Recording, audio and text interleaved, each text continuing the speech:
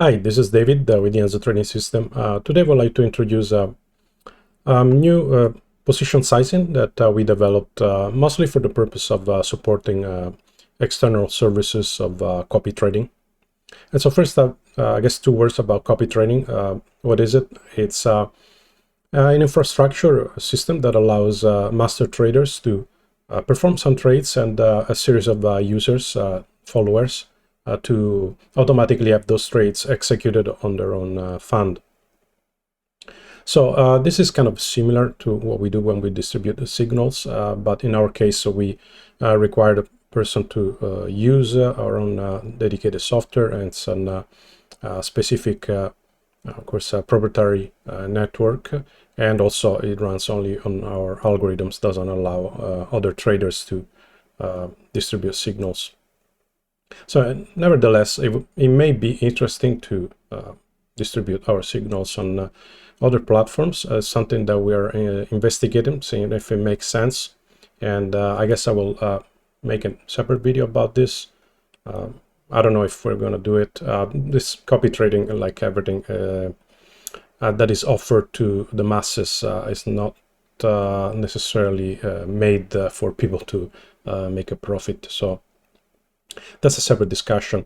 But the main point really was that I guess one thing that we have is this position sizing. If you use the software, you know what happens is we support right now 19 markets, and for each one, algorithms will run on them, and they will have a different kind of performance. So of course, the algorithms, they're fairly generic. They're not going to perform well on many markets or on all the markets at the same time. And some markets will perform quite poorly, frankly, with the existing algorithms. So the best way to deal with it is with an automated position sizing that selects, decides how much of the fund to allocate for any market, so that a poorly performing algorithm only has a little bit of the fund allocated to it, or in some cases even 0%. So the current position sizing that we use is kind of uses a linear approach where there's a distribution that is relative to the performance of the algorithms for those markets. And we end up with a lot of values that range, I don't know, in this case right now we have EOS as 15%, and some really poorly performing markets like Uni as at 0.4%, and in some cases 0%. So the way it works, the user decides use a linear distribution, how many active markets. So in this case, the bottom 4 so are totally ignored, and so the top 15 are selected, and the fund allocation is distributed proportionally to the performance. And so the problem as far as copy trading goes is that an external user doesn't necessarily, on a separate platform, doesn't have a concept of how much the signal is expecting the user to allocate. So the signal will say buy and sell, and the user may actually allocate, I don't know, 50% or more to perhaps the signal that comes from Uni, which is right now has very little allocated because it's performing really poorly. It's, in a sense, it goes the linear allocation, the proportional allocation doesn't exist. I suppose on some platform it may exist, but in general, it has to be considered as a binary thing, whether one should be buying or not. And if that user is automatically buying, then it should be a fairly good trade. It can be one that has a little chance of success. So for this reason, we introduce a new fixed allocation. And this one, I guess I have a better display that shows side by side. This one has basically a cutoff on anything that is below what we do, we select the top performing markets. In this case, out of 19, we select the top, what is it, 5, top 6. That can be chosen in the setting. I will show a bit later. And so if markets are performing well enough, they're the top 6, 5, 4, 10 markets, they're selected for trading, and they all get a fixed amount allocated. So in a sense, it's harder to go wrong when one doesn't have a concept of what should be the position sizing allocated for the market. And so we can see here there is a correspondence. So ADA, normally with the current allocation, we get maybe 10%. In this case, it gets the 15. And something that has a fairly low allocation, DOT 3.6, it gets nothing here. So I guess there is a bit of pro and cons about this. And I will go in detail into this. One pro about the linear allocation is that you can, to a system like this, you can tell, just give me all of the markets, I don't care. And so it's a bit more elegant in the sense that one could have 100 markets. It doesn't have to worry whether it selects the top 5, the top 10. This is kind of, I guess, in a sense, an elegant approach. And then, and so the backside of this is that in the case of fixed amount, you have to tell it, yes, only give me the top 5, for example, top 6, and also how much you want to allocate for this. I'm inserting this manually, but in fact, what happens in this case, if there will be a lot of markets, the system automatically limits the number of markets that will receive a certain, that will be able to trade at all. It doesn't make sense to be selective and then to allow all the markets. So perhaps you want only to allow half of the markets. That way there is a sense to selection. And in fact, it should be, I don't know, it really depends. In this case, we found out through some tests, out of 19, maybe 5, 6 is good enough. As a rule of thumb, you don't want to have just one market at a time because you don't really get much diversification at all. 2, it's very limited. 4 and beyond, it kind of makes sense. Things also they have to make sense besides the tests. And so in this case, it's not really a con, but it's a bit of a different approach. Yeah, you have to have a system that tells only select top N markets out of many possibles. The positive thing about this fixed allocation, of course, you get, in the case of linear proportional allocation, you get a lot more trades because all of the most of the markets are active, but they're like really small trades with a low chance of performance. So you get a lot of trades, maybe less boring, and this is really more at the psychological level. You get more trades, maybe more fun, but you also get more losses. So if I can show, recently the market hasn't been doing so well. If you go and see with this was with the old proportional allocation, there's a lot of trades, and they're coming with losses. In some cases, like less than $1 loss. So didn't really need it to be there, but if you're a user, you look at this as just, oh, there's another loss. With a fixed allocation, it would be a lot less trades and a lot less losses as well. But again, this is only about psychology, really. And the nice thing about the linear proportional sizing is that, I mean, in theory, this should scale better, because if you have a especially large fund, you may be struggling for liquidity, so it may make sense to be on as many markets as possible.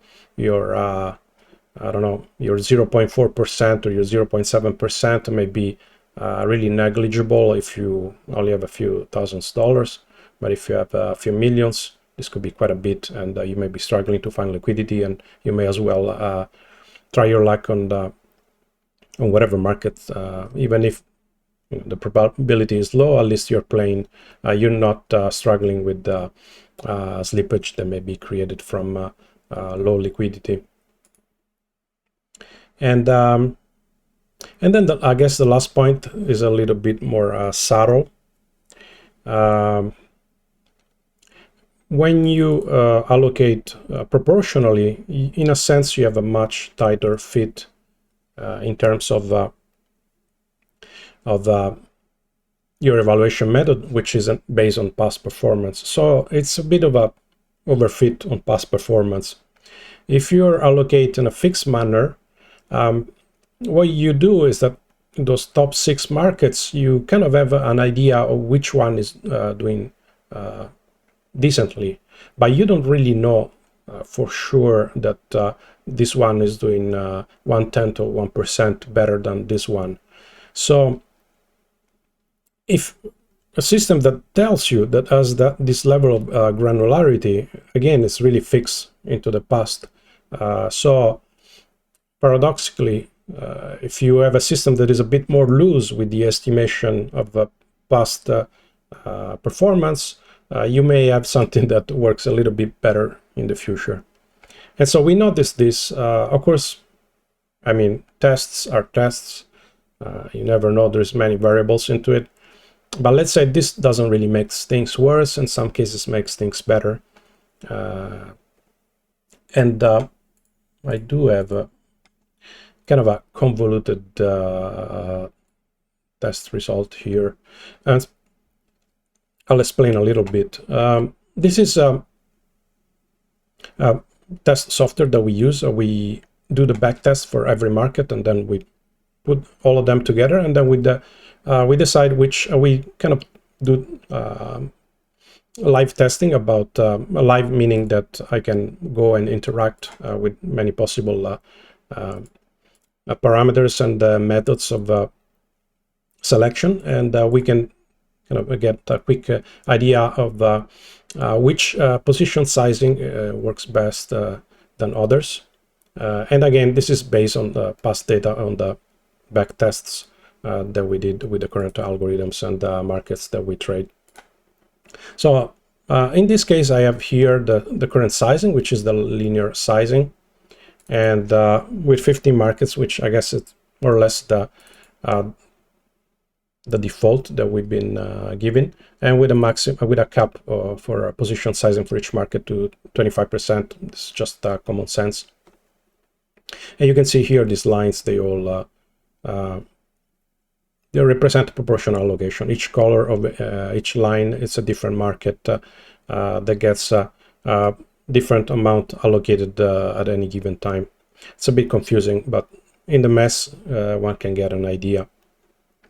And the result that we get in this case, of course, with these parameters, that would be from 2020 to basically today. It would be 13x return, 13% maximum drawdown, and so basically it's 90x return over maximum drawdown. And the number of trades is 5,300. It's quite a bit of a trades. If I go here now and switch to fixed share, and I'm going to select, of course, 5 markets, because it doesn't make sense to have too many markets, and I'm giving a fixed share of 15%. Now I have a much higher return over maximum drawdown. That was 90, now is 150, and much less trades. That was about 5,000, now is close to 2,000. And another thing is the winning rate. Now is 32%, meaning that 32% of the trades end up with a profit. Whereas with the linear approach, I said there is more trades and that there is more losses. That would be 28%. So it's a bit worse. Winning rate doesn't really matter in general. Actually, there is another material for another video. In the right context may mean something, but in general it doesn't mean much. But just to this was just to express to verify on the idea that with the linear proportional approach you get more trades and also proportionally a bit more losses. And that would be probably it. So this new fixed allocation is going to be standard on the next release. Of course, if you already have it with the linear, you'll have to go and manually go here and select instead of linear distribution, fixed distribution, and then this is a default amount for position sizing. And of course, you don't want to have 19 active markets. Actually, if you do this, the system will limit itself. It won't allow you to have 19 active markets. Oops, it's going to restart now. You don't want to do that. I wanted to do here. Okay, we can wait. So now it's probably going to allocate 12 markets or so. There's a limit, automatic limit on how many markets will be trading. But yeah, if you go by default, yeah, limit to 10. If you go by default, it's 6 by default. And so, yeah, you see here like this.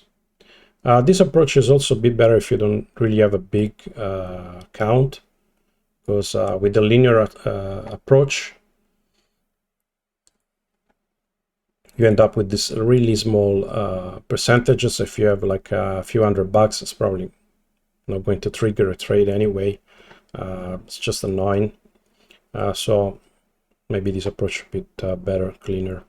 Of course, if you have a huge account, you need something to be spread more on multiple markets, but that's a different discussion. That's about it for me. Yeah, this feature is coming soon in the next few days. If you're self-hosted, if you're not self-hosted, we already switched to this approach.